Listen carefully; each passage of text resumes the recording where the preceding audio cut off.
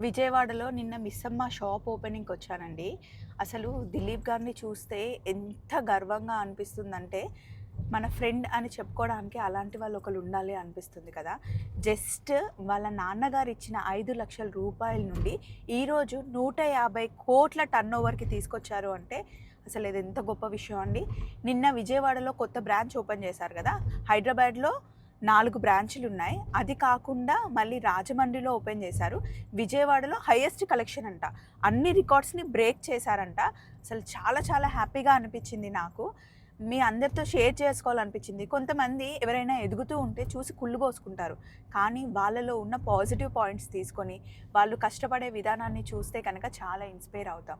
అయితే విజయవాడలో ఎవరైనా గనక ఇంట్లో చిన్నగా బిజినెస్ స్టార్ట్ చేయాలి అనుకుంటే దిలీప్ గారు చెప్తున్నారు. రండి, మన దగ్గర కొంచెం స్టాక్ తీసుకొని మీరు స్టార్ట్ చేయండి. బావుంటుంది. నా సపోర్ట్ ఉంటుంది అని. Hats off to Dilip.